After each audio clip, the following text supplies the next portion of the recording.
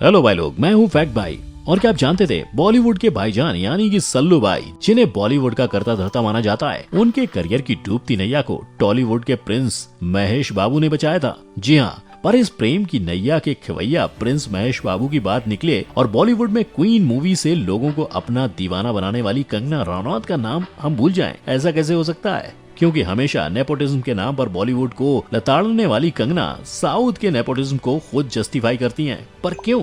Well बिना climax के movie का दी एंड कभी देखा है? नहीं ना? तो थोड़ा सा इंतजार करो, क्योंकि इस पिक्चर में एंट्री होने वाली है उस सवाल की जिसके बारे में आज हर कोई सोचता है कि आखिर बाहुबली, मक्खी, अर्जुन रेड्डी और लेटेस्ट पुष्पा द राइज जैसी मूवी से मेन स्ट्रीम हो चुके टॉलीवुड और हमारे बॉलीवुड के बीच में कौन ज्यादा रईस है? अगर आपको जानना है इन सारे सवालों का जवाब, तो शुरू करते हैं हमारा आज का video titled Bollywood versus Tollywood. ये तो हम सबको पता है कि भारत में दो चीजें चलती हैं, एक लोगों के सीने में बसा सिनेमा और दूसरा क्रिकेट। पर जैसा मैंने आपको पहले ही बताया था, आज हम बात करने वाले हैं बॉलीवुड और टॉलीवुड की। अब मुझे आपको ये बताने की तो जरूरत है नहीं कि बॉलीवुड यानी हिंदी फिल्म इंडस्ट्री और टॉलीवुड यानी तेलुगु। पर जो बात बताने वाली है वो ये है कि दोनों ही इंडस्ट्रीज हॉलीवुड से इंस्पायर्ड हैं। तभी तो हॉलीवुड का ऐश निकालकर एक ने उसे बॉलीवुड बना लिया और दूसरे ने टॉलीवुड। लेकिन ये तो थी इनके नाम की कहानी। अगर बात करें इनके आगाज की, तो बॉलीवुड ने सिल्वर स्क्रीन पर एंट्री साल 1913 में तब मारी थी जब फिल्मों में ना तो रंग थे ना ही कोई डायलॉग। और फिर भी बॉलीवुड की पहली फिल्म राजा हरिश्चंद्र, जिसे father of Indian cinema Dada Saheb Phalke ने बनाया था, उन्होंने लोगों के दिलों को छू लिया था। उसी तरह टॉलीवुड की पहली मूवी 1932 में फुल साउंड फिल्म भक्त प्रहलाद थी, जिसे father of Telugu cinema H.M. Reddy ने बनाया था। अब इतिहास को हमने जान लिया, तो चलिए बढ़ते हैं अगले सीन पर और जानते हैं बॉलीवुड और टॉलीवुड की इंडस्ट्री कैसे बढ़ी।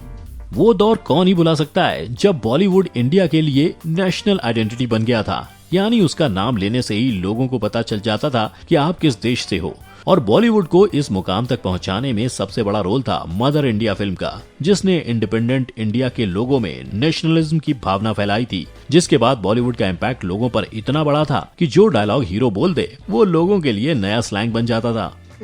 आ गए मेरी मौत का तमाशा देखते, अब मुझे लटका देंगे। और जो कपड़े बॉलीवुड हीरोइन एक बार पहन ले वो फैशन ट्रेंड। इसका सबसे बड़ा एग्जाम्पल है माधुरी दीक्षित की फेमस हम आपके हैं कौन की पर्पल साड़ी। यही नहीं, आज शादियों में संगीत, डांस, जूते छुपाना, ये सब भी इसी मूवी की देन है। और 2010 में आई चुलबुल पांडे की दबंग का क्रेज कौन भूल सकता है, जब जहाँ देखो वहाँ लोग सलमान खान की तरह शर्ट के पीछे गॉगल लगाकर बेल्ट पकड़कर हुण हुण दबंग दबंग पर डांस करते थे। बहुत बुरे लग रहे, तौबा तौबा तौबा, थारा मूड खराब कर दिया।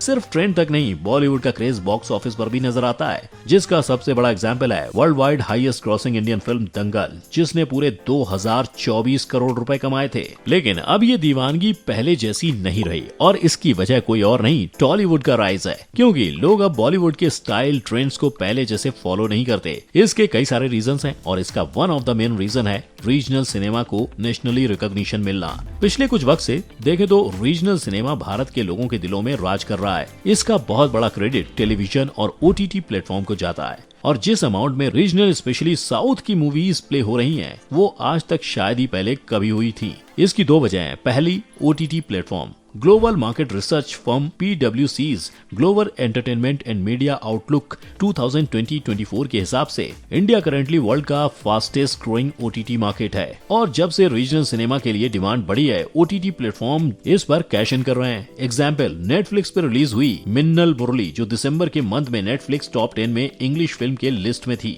और तेलुगु मूवी RRR को नेटफ्लिक्स स्पेनिश, पोर्तुगीज और कोरियन भाषा में डब करके नेटफ्लिक्स पर रिलीज करने वाला है। ऐसे ही बाकी फॉरेन OTT प्लेटफॉर्म जैसे Amazon prime, Disney Plus, Hotstar ने भी रीजनल मूवीज रिलीज करने का फैसला लिया है। इसीलिए अगर ये आंकड़ा बढ़ता दिखे तो हैरान मत होना। दूसरी, टेलीविजन। नवंबर 2018 से दिसंबर 2019 तक, यानी 860 hours of run time, small screen audience south film को टेलीविजन पर कंज्यूम कर रही थी। इन मूवीज का इतना क्रेज बढ़ चुका है कि अब ऑलमोस्ट हर घर में साउथ की डब मूवी प्ले होती है। पर इसकी वजह क्या है? तो इसका बहुत बड़ा रीजन है, साउथ की फिल्म ज्यादातर एक्शन, कॉमेडी या फैमिली ओरिएंटेड होती हैं, जिसे जनरल इंडियन ऑडियंस देखना पसंद करती है। और ये सारी चीजें आज की बॉलीवुड बॉलीवुड मूवी लैग करती है, इसलिए साउथ मूवीज का क्रेज बढ़ रहा है। और इस क्रेज की सबसे पहली वजह है साउथ मूवीज की ओरिजिनलिटी, क्योंकि आज हर बॉलीवुड मूवी किसी न किसी टॉलीवुड का रीमेक है। जैसे सलमान की wanted, kick, ready, bodyguard, Akshay Kumar की राउडी राठौर, भूल भुलैया, गब्बर इज बैक, और रहने देते हैं, इनकी लिस्ट बहुत बड़ी है भाई।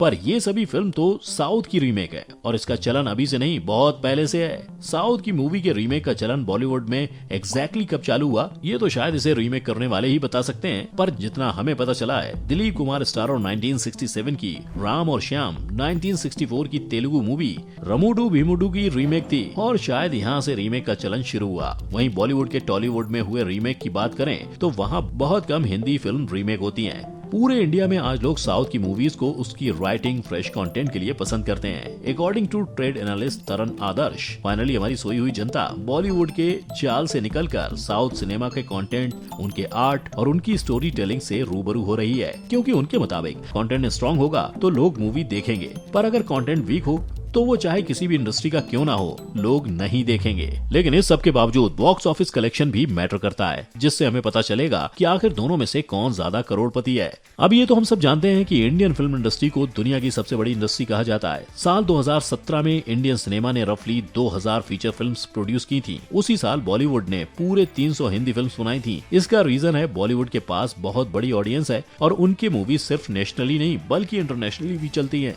जिसका एग्जाम्पल हम पाकिस्तान, अफगानिस्तान और चाइना जैसे देशों में देख सकते हैं। इसकी तुलना में रीजनल सिनेमा को हार्डली मेन स्ट्रीम थिएटर में रिलीज मिलता है, क्योंकि आधे से ज्यादा थिएटर में बॉलीवुड मूवीज प्ले हो रही होती हैं, जिसका एक मेजर रीजन है रीजनल मूवी कितनी भी अच्छी हो, उसका बॉलीवुड मूवी की तरह प्रमोशन नहीं होता है। ना मूवीज के पास वो स्केल या बजट होता है जो बॉलीवुड मूवीज को टक्कर दे सके। पर जब आती है क्वालिटी सिनेमा की बात, तब बॉलीवुड यूनिक कंटेंट के मामले में इनसे काफी पीछे है, क्योंकि बॉलीवुड इन्हीं की मूवीज को डब करके डबल पैसा कमाता है। पर अब जनता ने भी डिसाइड कर लिया है कि वो ओरिजिनल को सपोर्ट करेगी, इसीलिए तो जब स्टोरी ओरिजिनल और तगड़े बजट पर आई तो वो बाहुबली कहलाई। अपने नाम की तरह इस मूवी ने बॉक्स ऑफिस पे पूरे 1810 करोड़ बनाए। साथ ही दंगल, जो अब तक की world wide highest grossing Indian film है, उसे तक टक्कर देकर, उसे तक हराकर ये movie highest grossing Indian movie बन गई।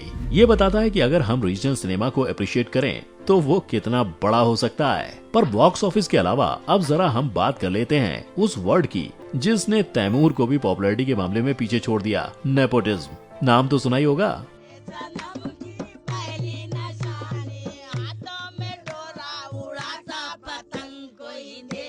ये शब्द बॉलीवुड से ऐसे चिपक गया है कि जब भी कोई नेपोटिज्म बोलता है बॉलीवुड याद आ जाता है। लेकिन जैसे कि आपको पता है टॉलीवुड में भी नेपोटिज्म है, फिर उन्हें कुछ क्यों नहीं कहा जाता? वेल, जैसे बॉलीवुड में अनन्या पांडे, सारा अली खान, अर्जुन कपूर जैसे स्टार किड्स हैं, वैसे ही टॉलीवुड में स्टार किड्स नहीं बल्कि स्टार फैमिलीज हैं, जैसे कि mega star family, Akkineni family, Daggubati family वगैरह वगैरह। यानी ये एक एंडलेस लिस्ट है। और जिस तरह बॉलीवुड में खान और कपूर डोमिनेट करते हैं, वैसे ही टॉलीवुड में ये बड़ी फैमिलीज दशकों से रूल कर रही हैं। तो वहाँ कोई कुछ क्यों नहीं बोलता?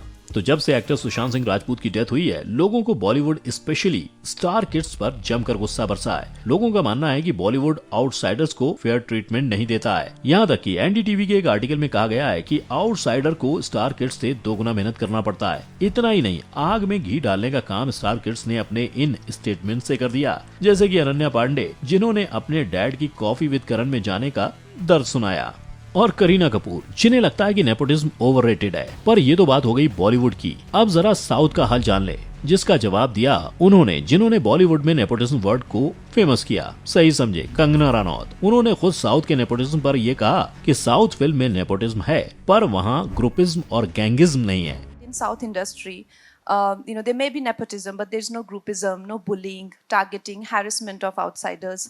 अब आपको क्या लगता है, क्या वो सही हैं? और वो सही हो ना हो, लेकिन इन दोनों ही इंडस्ट्रीज में सिर्फ यही बुराई नहीं है, इनका हमारे समाज पर भी असर होता है। जैसे कि क्रश मूवी को देख के बहुत बच्चों को लगता था कि वो भी सुपर हीरो हैं, और उसका नतीजा ये निकला कि पटना में एक बच्चे ने क्रश मूवी को देख 5वें माले से छलांग लगा दी और उसे आईसीयू में जाना पड़ा। इतना ही नहीं, बॉलीवुड के गानों में जिस तरह से लड़कियों को रिप्रेजेंट करते हैं वो भी बहुत गलत होता है। जैसे कि फेविकोल से गाने में एक लाइन है जो कहती है,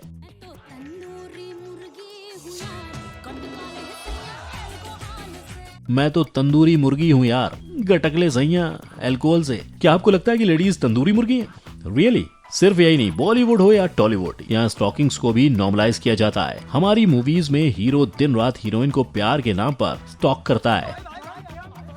यानी एंटरटेनमेंट के नाम पर इन दोनों ही इंडस्ट्रीज में समाज पर पड़ने वाले नेगेटिव इम्पैक्ट को नेग्लेक्ट कर दिया जाता है। और इन दोनों को ही समझने की जरूरत है कि आज लोग मूवी सिर्फ एंटरटेनमेंट पर्पस के लिए नहीं देखते। मूवी में सोशल पॉलिटिकल मैसेज भी होते हैं और जो भी हम देखते हैं उसका हमारी मेंटेलिटी पर भी असर होता है। सो ये सब एंटरटेनमेंट के नाम पर बंद होना चाहिए। अगर इसी तरह से चलता रहा तो सोसाइटी को बचाना मुश्किल हो जाएगा। आपको क्या लगता है कि हमें इन्हें रिस्पॉन्सिबल मानना चाहिए या नहीं? हमें अपनी राय कमेंट सेक्शन में बताएं। वीडियो पसंद आई हो तो इसे लाइक, शेयर और चैनल को सब्सक्राइब करना मत भूलिएगा।